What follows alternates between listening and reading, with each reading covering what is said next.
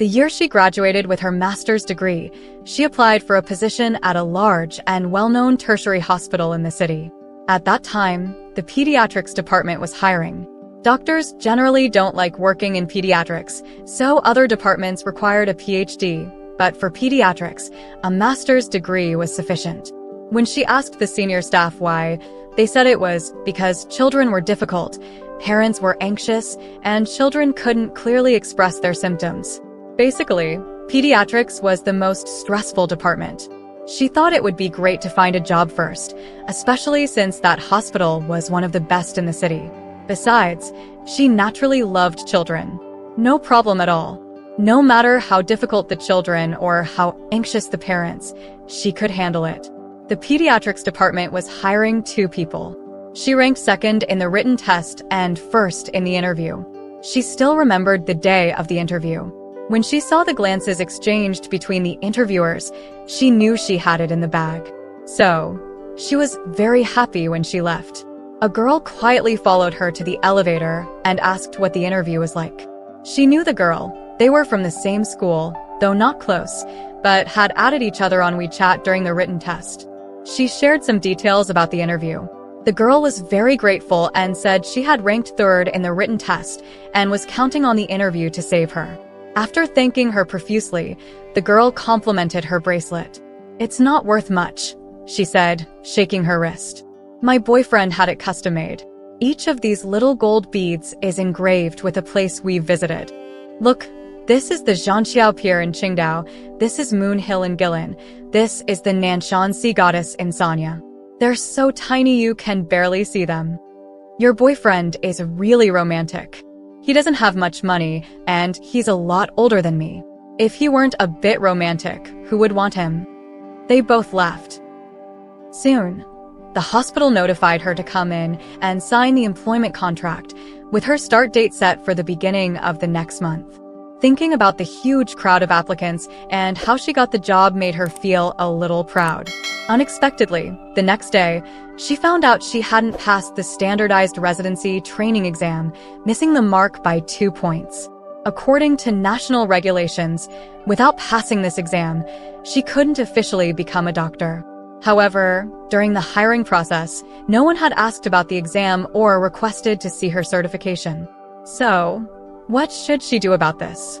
She preferred not to say anything. She thought to herself, at most she was just withholding information.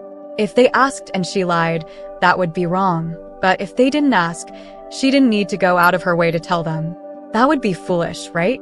She decided to start the job first and retake the exam next year.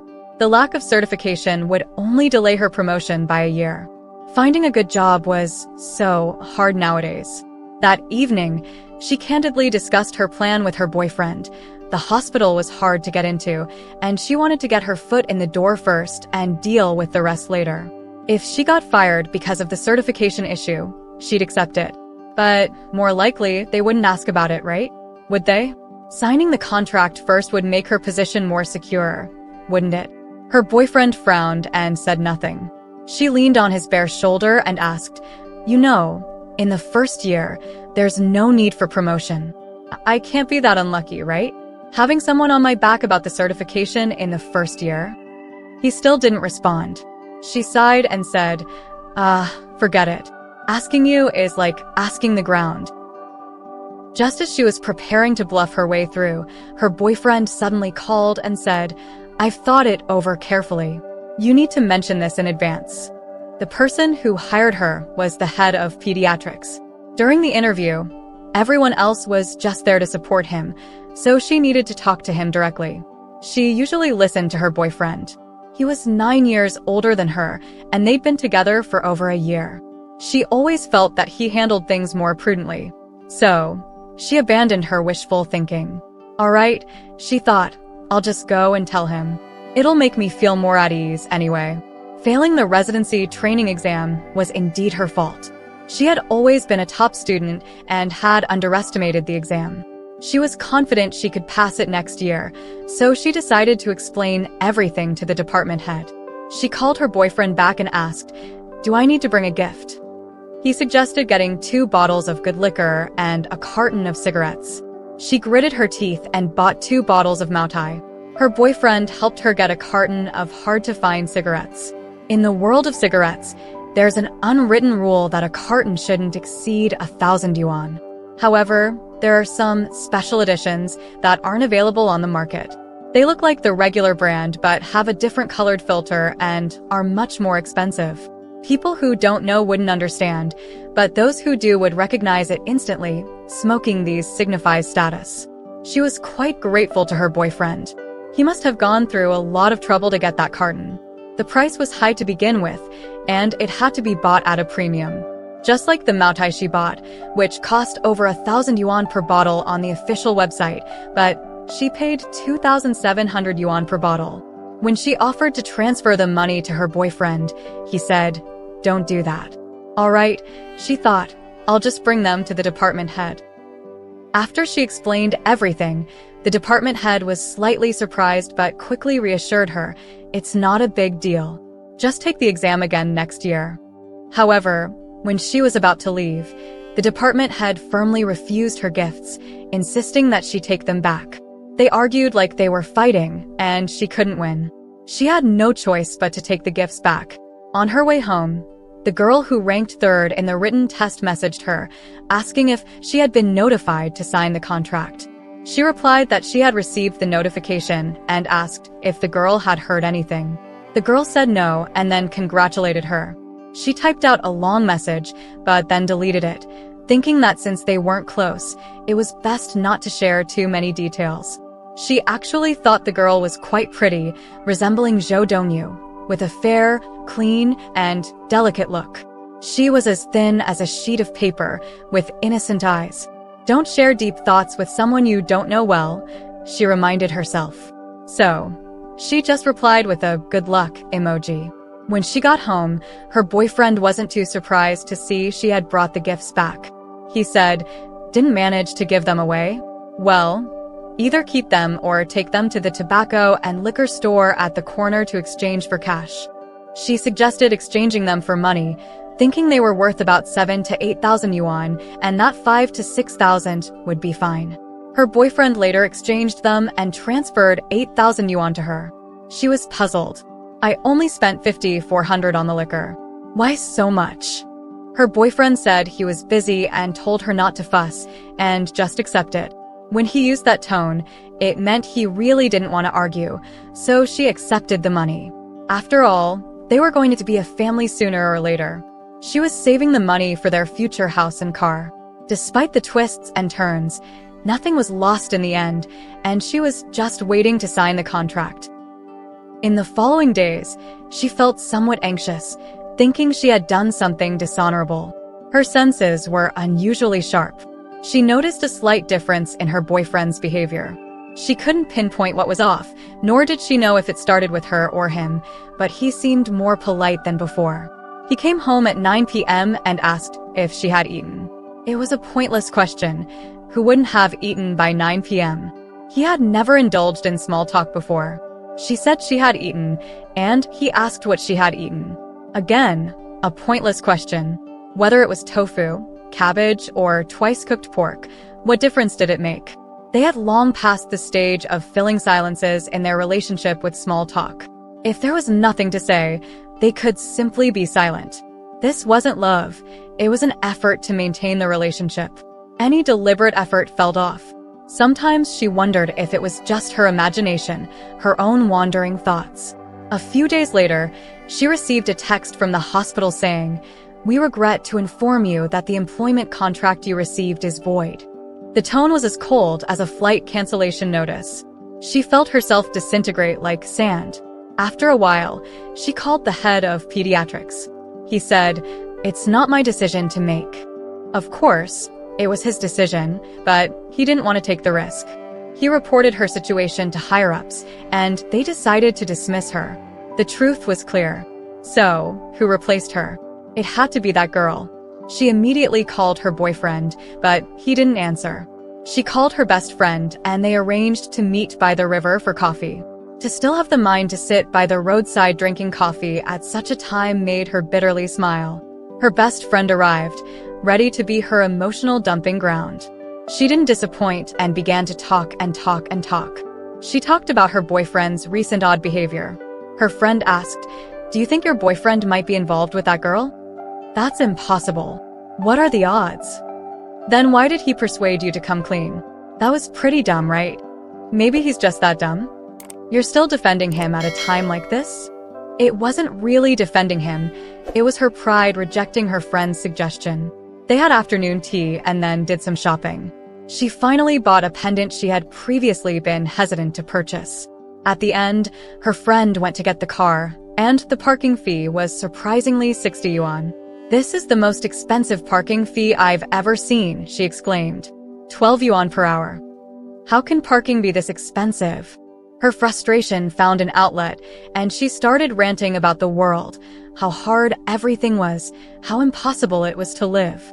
Her cousin, who ran a wedding planning company, went out of business because young people don't want to get married anymore. A senior from college, who ended up driving for Didi after graduation. And a friend who used to be rich, but had to close his auto repair shop because of debts accumulated during the pandemic. And on and on. Her friend said, "Your boyfriend is definitely hiding something from you." She was jolted back to reality. "What do you think he's hiding?" "He must be having an affair with that girl." "I don't believe it. It can't be that cliched." "Why don't we make a bet? Let's bet on today's parking fee." "Deal." The 60 yuan bet was meaningless. The only purpose was that they both desperately wanted to know the truth. This small bet would drive them to seek the answer and also set the stage for her next emotional outpouring. That night, her boyfriend didn't come home, saying he had to work late. The next day, she went to his office to see him. She had been there before. It was a sunny room with a large desk that had a smooth depression in it, hinting at how he would prop his feet up and bask in the sunlight. He said he had already had breakfast at the office, then eagerly attempted to prop his feet on the desk, but her stern look stopped him. "It's all your fault," she said. "You told me to tell them about the residency issue." "That's definitely what got me dismissed." As she spoke, she messaged the girl who had placed third in the written test. She told her boyfriend, "I'm asking XX if she was the one who replaced me." His expression suddenly became strange, a mix of caution, nervousness, fear, and a falsely righteous defiance. It was as if his spine was yanked upright, his lips parted, but no words came out. Her heart sank inch by inch as she sent the message and waited. A moment later, the girl replied. Sure enough, she had taken her spot. She looked at her boyfriend. "You knew all along, didn't you?" "What do you mean?" "I don't know," she stammered and walked out. She had joked with him before, saying that if she were ever betrayed, she would break up immediately and storm into his office to berate him. But when something like this happens, you don't know what to say. After she left, he didn't send her any messages, not a single word. She felt a whirl of disappointment, sorrow, shock, suspicion, disbelief, and then belief. Throughout that day, her heart went through every emotion until she realized she no longer loved him. When a woman is engulfed in despair, she can change drastically in a short amount of time. That evening, he came home as if nothing had happened. After showering, he reached out to touch her. Her body tensed for a moment, then she started to respond. It was despair that made her comply, knowing this might be the last time. She had never been so uninhibited. As his warmth moved over her, she remembered their first time. That day, halfway through, he had looked up and said, "I love you." At that moment, his eyes were like the bright streets of the sky. She held back her tears.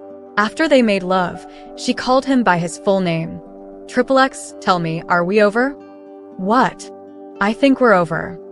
"What are you talking about?" "We're really over. I don't want to continue." "You're talking nonsense." "XXX, you have to trust a woman's intuition." "What did I do to you?" "It's not what you did, but my feelings have changed." "Is this because I told you to confess to the department head?" "I don't know." She wrapped herself in the blanket, not caring if she left him out in the cold.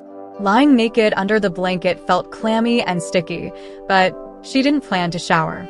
It was her small act of defiance and self-inflicted pain. In the end, they broke up. She kept bringing up breaking up, and by the 5th or 6th time, he stopped refusing. She moved out of their rented apartment and stayed with her best friend. Every night, she closed the door tightly, focusing on her heartbreak. Writing is an eternal endeavor. Only the heart knows the gains and losses. Everyone around her helped analyze the pros and cons, but she often thought of the stars in his eyes after he kissed her. 2 weeks later, she unexpectedly received a message from that girl, saying, "We're together now, but we never did anything to betray you. Nothing happened between us while you were dating him." She was stunned, as if she had forgotten how to read, and stared at the message for a long time. If the girl was telling the truth, it meant they had feelings for each other but restrained themselves for a long time. My God, what a noble and poignant love story. She sat in a daze for a while, then transferred 60 yuan to her best friend. She had won. Now she needed her friend to join her for coffee. Or maybe some drinks. Her best friend rushed over even before finishing work. They met at a small bar, and as soon as her friend saw her, she asked, "How did they meet? How did they end up together?" It left her speechless. Wasn't it her friend who guessed it first? Why was she asking her now? It seemed her friend had been guessing randomly back then too. What could she answer? She also wanted to know why. Her friend continued, "Why did that girl send you a message? Couldn't she just secretly date him without informing you?" After a few drinks, they started analyzing the situation. It must be like this. They were all alumni, so they could have met at an alumni event. He occasionally attended alumni events without her, especially last year when he went alone more often. They must have met during one of those events. He developed feelings for that girl. Whether they had slept together or not, who knows? As for persuading his official girlfriend to confess about the residency issue, was it intentional? They didn't know. Most likely, he wasn't that malicious, but his subconscious leaned toward the girl. Later, he used the situation to gain favor with the girl, who must have been deeply moved and decided to be with him. They must be in the throes of passionate love now. Otherwise, the girl wouldn't have sent that message. Firstly, the girl didn't want to tarnish her reputation, and secondly, she would find out sooner or later, so it was better to come clean early. She laughed through her drunkenness. What a sordid affair. Yeah. But why did he prefer her? It doesn't make sense. We've been together for over a year. I'm not any worse than her. Feelings are unpredictable. Maybe the girl just happened to hit his aesthetic spot. Maybe she said something that moved him, or maybe she wore something he liked. By then, she was completely drunk and finally cried. She laughed while crying, realizing the world's absurdity and unexplainable nature. Later, she found a job at a smaller hospital named Xiaoko People's Hospital. The name was quite rustic, and the reality matched. It was indeed a small, rural hospital. The location was remote, and she joined the general internal medicine department. Whenever she heard the pediatricians complaining, she felt a vague sense of relief that she hadn't joined the pediatrics department. Perhaps her previous eagerness to join was just self-deception. The pay here was lower, but it was enough to live on. She started dating a new boyfriend, a university lecturer. Their relationship was steady and calm, which suited her well. One day, a man told her that her ex-boyfriend and that girl were getting married on a certain date. This man was also an alumnus, gossipy and shallow-minded, delighting in spreading rumors more than most women. She asked, "Did he ask you to tell me?" He said, No. She said, "I'm very busy. I don't have time to go." The man continued, "Do you know how they got together? They knew each other before you. The girl liked him but didn't succeed in pursuing him until they slept together after getting drunk once. Later, she threatened him, telling him to convince you not to join that hospital or continue your studies, or say the hospital was too far. Any excuse would do. Otherwise, she would tell you about their one-night stand." He was at a loss and even asked me for advice. I didn't know what to tell him. It stressed him out, and finally, he decided to gamble by asking you to confess about failing your residency. He really did gamble and lost you. You lost a good job and a person because of his gamble. With his age, his family pressured him to marry, so he ended up with her. He often said he felt guilty towards you.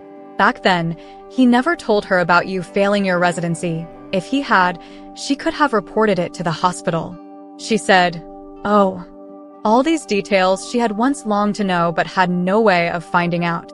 Now that she no longer cared, they all came flooding in. None of it mattered anymore.